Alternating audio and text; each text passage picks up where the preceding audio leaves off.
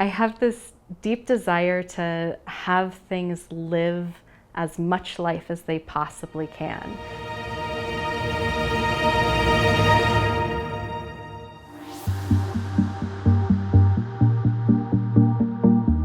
I create multiple different styles of art. I do photography, painting, and printmaking, and I like juxtaposing those together. So mixing different materials. I like using a lot of natural materials, pressed flowers, and natural grasses, mostly native plants if I can help it. What I love focusing on is being a Colorado artist.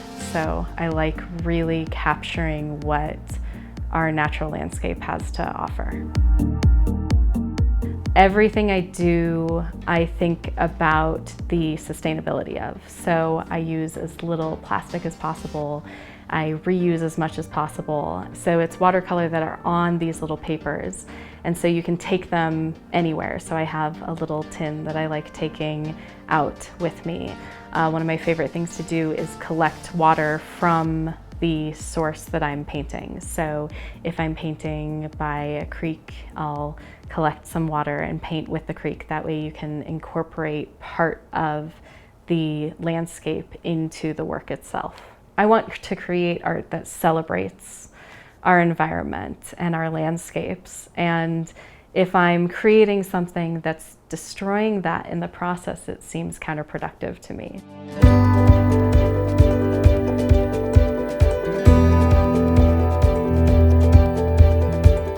When I print a photograph, I don't just print it. I actually work with a Denver-based company, it's called Artifact Uprising, that they work with sustainable materials and they actually do press printing. It's better for the environment and it has a different aesthetic to it. And I want to be mindful of every single aspect of my work. So I want the photograph to be sustainably made. Even the natural materials that I take, I grow them. I don't take them from the trails because I want to leave no trace. And then I always try to just think through each thing. I use recycled materials as much as I can. I can't really bring myself to throw things away when I feel like they could still have life in them.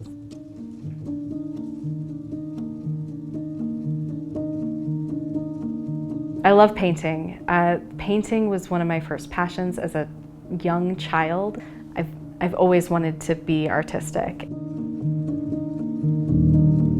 My disability tends to, I guess things get physically harder as time goes on.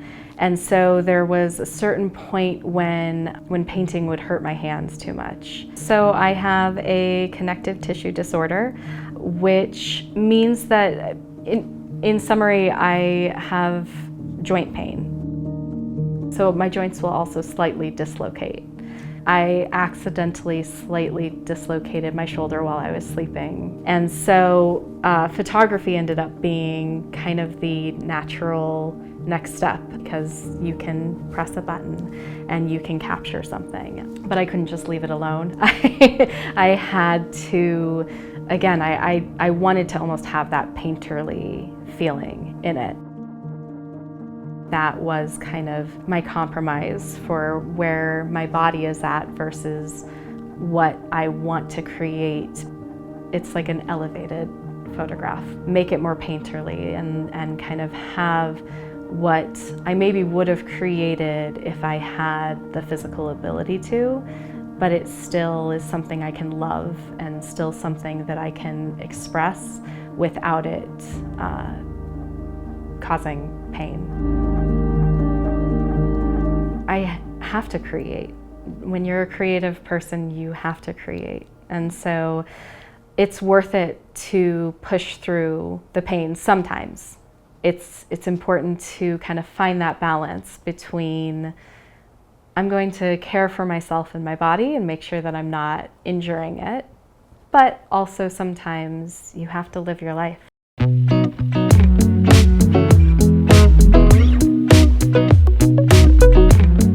I'm currently the artist in residence for Friends of Coal Creek, and that has been really amazing. It's been really fun to find artists and talk with them and work with them, and also just I love the idea of having some part in something bigger than myself.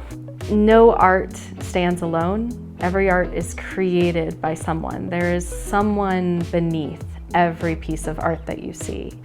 And I find that fascinating because it's one thing to see a piece and think that's beautiful, or that's intriguing, or that's controversial. It's a whole nother thing to find out why.